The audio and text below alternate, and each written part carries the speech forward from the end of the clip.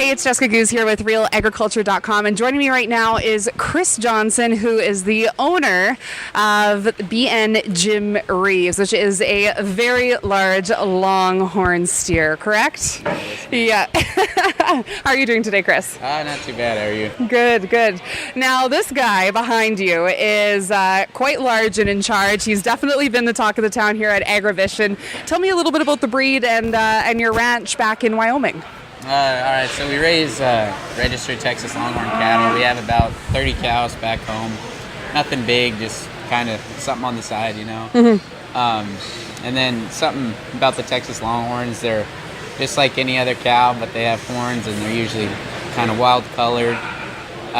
Very, very docile breed, which is what's so special about Jim Reeves. He's a big, massive steer, but he's still just so docile and easy going, easy to work with, and everything. And a couple things about Longhorns: they're very low birth weight, and so some commercial guys use them on their first year heifers and stuff like that, so they don't have any trouble. Another thing is their meat quality.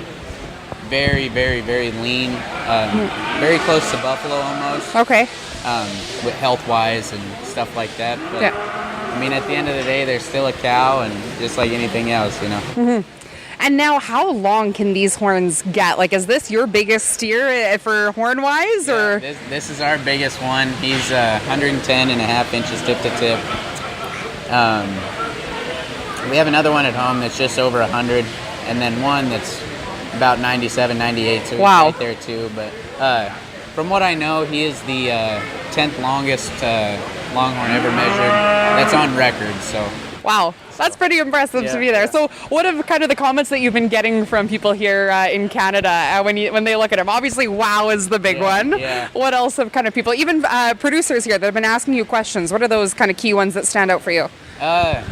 Probably the number one question is, how do we get him loaded, or what do you use to bring him here? And we just use a regular 24-foot stock trailer, 8 feet wide, and then when he's standing in there, he has about, 6-7 inches sticking out each side. But we give him a whole stall to himself, and he can kind of move around as he wants in there, and he's comfortable in the trailer for sure. Yeah, no kidding. And how long of a ride is it from Wyoming? It's not too bad. It's about 11 hours. Okay. That's still pretty long for him. Like, do you let him out, or is it just? No, we just came straight through. It's probably about 10 hours, and then we spent about an hour and a half at the border. Yeah. Just checking everything and health and everything. Exactly. And now, one thing I believe, and I could be wrong here, but they're either immune or to parasites or something like that. Like, they're quite a healthy breed. They're a very hardy breed. There's not much maintenance required for them. That's another great thing about Longhorns. Like I was saying earlier, I mean, you don't ever really have to worry about pulling calves. And, they're very, very hardy breed. Yeah. Sure. So what else can you tell me about Jim here, other than he's pretty close to a world record with being the 10th longest with his horns? Well, we bought him from a kid down in Texas, and we bought him when he was a year old, so we've had him for 7 years, as he's 8 years old now. And when we bought him, I mean, we wanted great things out of him, obviously. But, I mean, he's far, far beyond anything that we could have ever expected, and we just got super, super lucky. Yeah. No kidding. And for those up in Canada here, you know, it is still pretty a niche market. Maybe even down in the States, it's a niche market. What kind of advice would you give to those people? How long have you been, I guess, have you and your dad been with Longhorns? So my dad bought his first Longhorn in 1992. Wow, okay. And then he got into registered Longhorns in 1995, so... 26 years-ish? Yeah, exactly. Yeah. Okay, and so, again, sorry, what advice would you give to those people that, are kind of humming and hawing whether they should get 1 or 2 or 30 like yourself?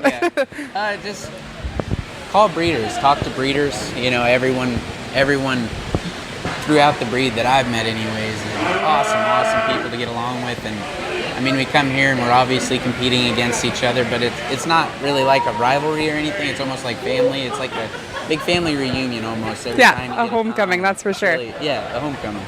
It's really awesome to see everybody, and I mean, there's people here that we haven't seen for a couple years, and it's awesome seeing them and just come from different parts of the country and bring your cattle. And Quality is really good here, and so like I said, just call somebody, email somebody, you know, just message somebody on Facebook, talk to somebody about it, and go for it. Just go get one.